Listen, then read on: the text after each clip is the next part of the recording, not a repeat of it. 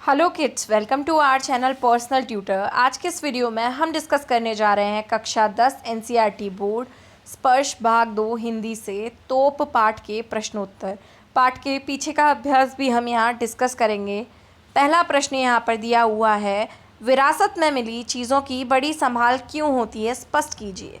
इसका उत्तर है, विरासत में मिली चीज़ों की बड़ी संभाल इसलिए होती है क्योंकि ये वस्तुएं हमें अपने पूर्वजों की, अपने इतिहास की याद दिलाती हैं। इनसे हमारा भावनात्मक संबंध होता है, इसलिए इन्हें अमूल्य माना जाता है।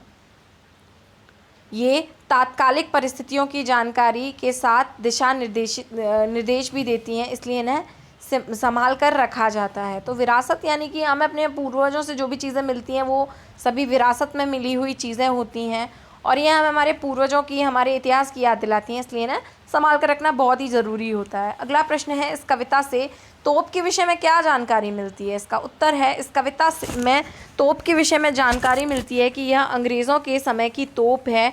1857 में उसका प्रयोग शक्तिशाली हथियार के रूप में किया गया था। अनगिनत शूरवीरों को मार गिराया था क्योंकि इसका प्रयोग अंग्रेज़ों द्वारा हुआ था। आखिरकार अब इस तोप का मुंह बंद करना पड़ा।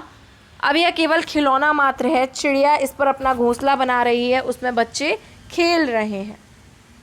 अगला प्रश्न है, कंपनी बाग में रखी तोप क्या सीख देती है। इसका उत्तर है, कंपनी बाग में रखी तोप यह शिक्षा देती है कि अत्याचार का अंत होता है, मानव विरोध के सामने उसे हार माननी पड़ती है। किस प्रकार अंग्रेज़ों ने अत्याचार किए पर अंत में भारत को छोड़ना ही पड़ा, तोप की तरह चुप होना ही पड़ा। तो यहाँ तोप यही सीख देती है कि अत्याचार का अंत होना बहुत ही ज़रूरी होता है। जिस प्रकार अंग्रेज़ों ने इतने सारे अत्याचार भारतवासियों पर किए और अंत में उन्हें भारत को छोड़कर जाना ही पड़ा। अगला प्रश्न है, कविता में तोप को 2 बार चमकाने की बात की गई है। ये 2 अवसर कौन से होंगे।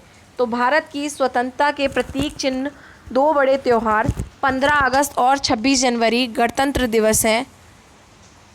15 अगस्त यानी कि स्वतंत्रता दिवस, 26 जनवरी यानी कि गणतंत्र दिवस, ये 2 दिन हैं। इन दोनों अवसरों पर तोप को चमकाकर कंपनी बाग को सजाया जाता है। इससे शहीद वीरों की याद दिलाई जाती है। अगला प्रश्न है, भाव स्पष्ट कीजिए। अब तो बहरहाल छोटे लड़कों की घुड़सवारी से अगर यह फारिग हो तो उसके ऊपर बैठकर चिड़िया ही अक्सर करती हैं गपशप।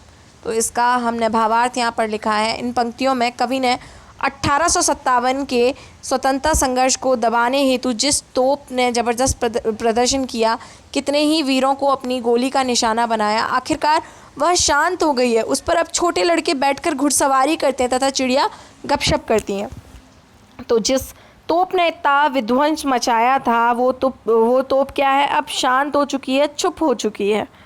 अगला है, वे बताती हैं कि दरअसल कितनी भी बड़ी हो तोप, एक दिन तो होना ही है उसका मुंह बंद।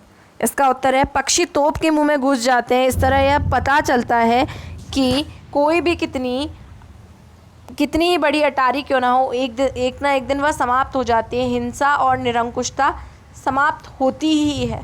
तो ये चीज़ हमें बताती है, तोप का मुंह जिस प्रकार बंद हुआ है आज, वो चीज़ हमें ये बतलाती है कि कितना भी अत्याचार बढ़ जाए, एक ना एक दिन तो उसे समाप्त होना ही होता है। अगला है, उड़ा दिए थे मैंने अच्छे अच्छे सूरमाओं के धज्जे। यह भाव यह प्रस्तुत किया गया है कि तोप इतनी ताकतवर थी कि उसके सामने वीर से वीर भी नहीं टिक पाता था। अच्छे अच्छे सूरमाओं की धज्जियाँ उड़ा दी थी उस तोप ने 1857 की क्रांति के समय। तो ये पाठ था तोप, इसके प्रश्नोत्तर और कुछ भावार्थ हमने यहाँ डिस्कस किए। आई होप आपको ये वीडियो लेक्चर पसंद आया होगा। वीडियो को लाइक कीजिए, साथ ही साथ चैनल को सब्सक्राइब कीजिए। Thank you.